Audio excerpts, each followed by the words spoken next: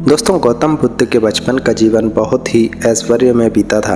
उनके पास में बहुत सारी चीज़ें मौजूद थी जिससे वह एक अच्छा जीवन बिता सकते थे, लेकिन वह सब पाकर भी उन सब चीज़ों से संतुष्ट नहीं थे।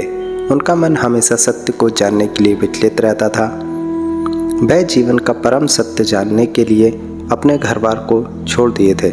इसके बाद उनके जीवन में ढेर सारे परिवर्तन आए और इन्हीं परिवर्तनों से हमें बहुत कुछ सीखने को मिलता है।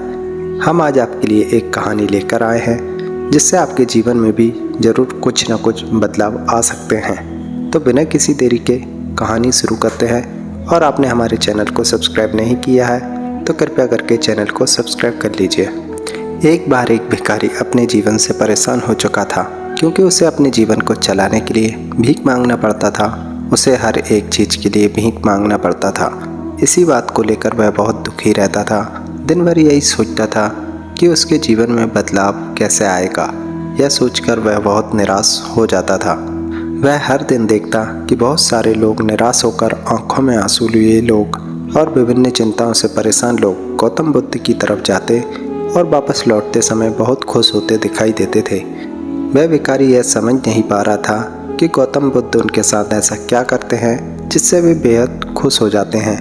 वापस लौटते हुए लोगों के हाथों में ना तो ढेर सारे पैसे होते थे, ना सोना चांदी, ना जवाहरात। तो फिर ऐसा क्या होता है जिससे उनके लौटते वक्त उनके चेहरे पर मुस्कान नज़र आती थी। यह सब सोचकर वह भिखारी भी निर्णय लेता है कि क्यों ना वह भी महात्मा बुद्ध के पास जाए और देखे कि ऐसा वहाँ पे क्या होता है जो दुखी लोग आते हैं खुश होकर जाते हैं। वह बुद्ध से मिलने के लिए उनके पास चल पड़ा।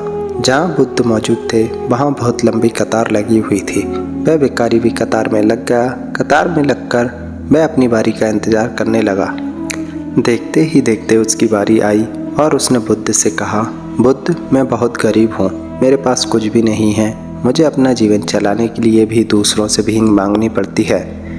अब आप ही बताइए कि मैं अपने जीवन को कैसे बेहतर कर सकता हूँ। यह सब सुनकर बुद्ध ने कहा, तुम गरीब नहीं हो, तुम्हें ऐसा लगता है क्योंकि आज तक कभी तुमने किसी के लिए कुछ नहीं किया, ना ही तुमने किसी को कुछ दान दिया है, ना ही तुमने दूसरों के लिए आज तक कुछ अच्छा किया है।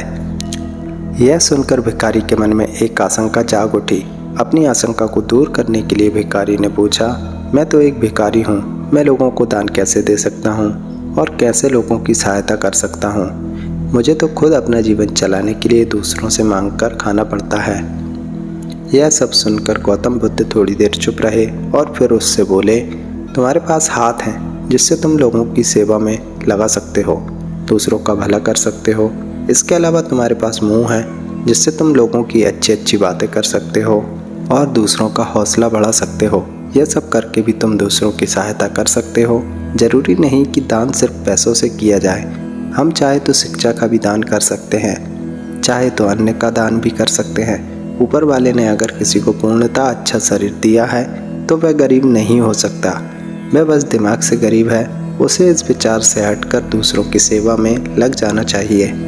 बुद्ध की यह सब बातें सुन लेने के बाद वह भिखारी बहुत ही ज़्यादा खुश हो गया और उसका मन अब संतुष्ट था। तो दोस्तों, इस कहानी से हमें सीख मिलती है।